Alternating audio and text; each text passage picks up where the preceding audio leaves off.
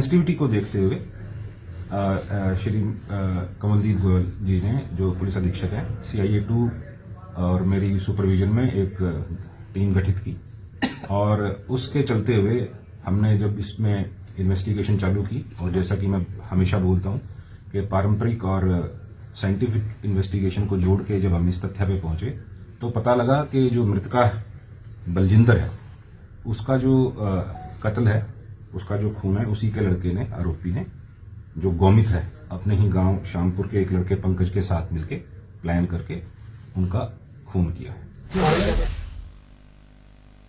संस्कार, व्यवहार और निजी स्वार्थ का कड़वा सच उजागर करती हुई एक सनसनीखेज वारदात यमुनानगर से सामने आई है, जहां एक कलयुगी बेटे ने रिश्तों की सारी सीमाएं लांघते हुए अपनी ही मां की बेरहमी से हत्या कर दी। आरोप है कि बेटे गौमित राठी ने पहले मां बलजिंदर कौर के साथ मारपीट की, फिर उनका गला दबाकर जान ले ली और उसके बाद खुद ही उनके शव को उठाकर घर में बनी पानी की टंकी में फेंक दिया, ताकि यह वारदात एक हादसे की तरह दिखाई दे। ये वही माँ थी जिसने गौमित को उंगली पकड़कर चलना सिखाया, उसके अच्छे भविष्य के लिए अपने सपनों को कुर्बान कर दिया और समाज में सिर ऊंचा करके जीने का संस्कार दिए।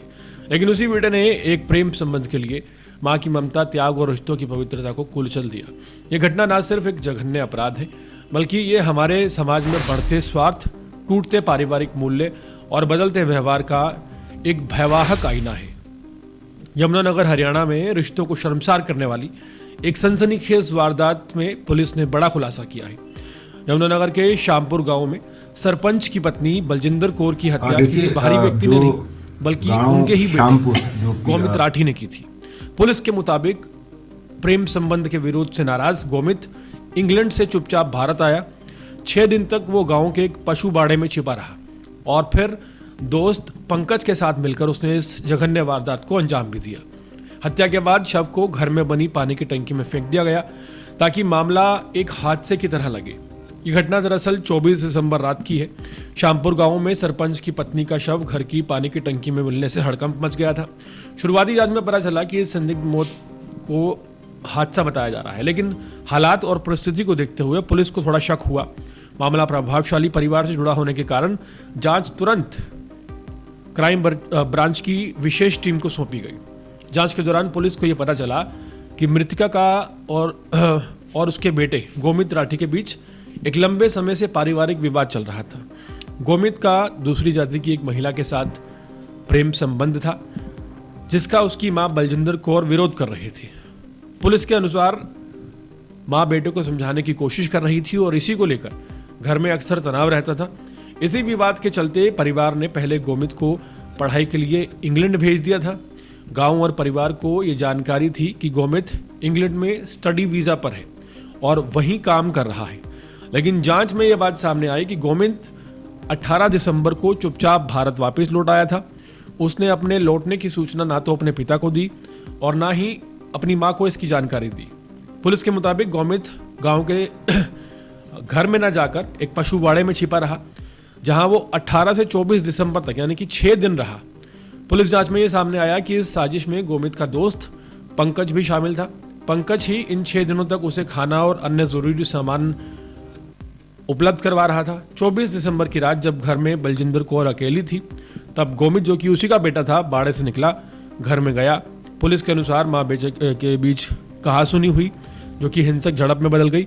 गौमित ने पहले मां के साथ बेरहमी से मारपीट की, फिर गला दबाकर अपनी ही मां की हत्या कर दी। हत्या के बाद आरोपी ने सबूत छिपाने के इरादे से बलजिंदर कौर के शव को घर में बनी पानी की टंकी में फेंक दिया।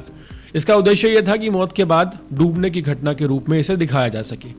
हालांकि पोस्टमार्टम रिपोर्ट और मौके की स्थिति ने पुलिस के शक को और ज्यादा मजबूत कर दिया। पुलिस अधीक्षक के निर्देश पर एक SIT स्पेशल इन्वेस्टिगेशन टीम ने टेक्निकल साक्ष्यों की जांच शुरू की। Mobile tower, dump, call record और CDR लोकेशन ट्रैकिंग के जरिए यह साफ हो गया कि गौमित का मोबाइल इंग्लैंड में नहीं बल्कि यमुनानगर क्षेत्र में सक्रिय था। इसके अलावा गौमित और पंकज के बीच लगातार फोन पर बातचीत के सबूत मिले। पुलिस अधिकारी राकेश कुमार के अनुसार सख्त पूछताछ के दौरान गौमित टूट गया और उसने अपना जुर्म कबूल कर लिया।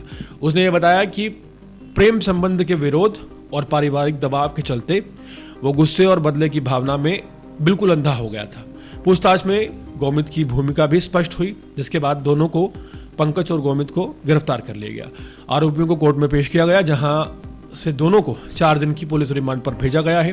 पुलिस रिमांड के दौरान इस वारदात में इस्तेमाल किए गए जितने भी संसाधन हैं, घटनास्थल से जुड़े अन्य साक्ष्य और षड्यंत्र की कड़ियों को जोड़ने की कोशिश की जा रही है।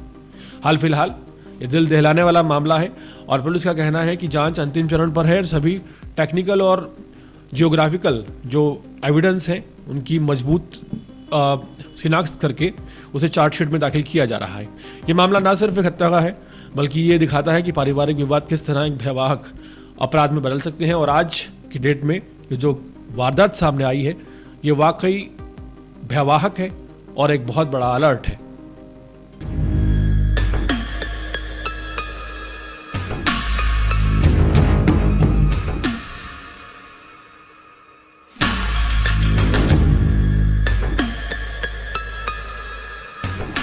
देखिए, जो गांव शामपुर जो पुलिस स्टेशन सडौरा में है, उसके जो मौजूदा सरपंच हैं, उनकी जो पत्नी है, बड़ी संदिग्ध हालत में उनकी जो लाश है उनके पशु का जो बाड़ा होता है उसमें मिली थी। और वो भी एक बड़ा सेंसेशनल केस था क्योंकि महिला उसमें इन्वॉल्व थी।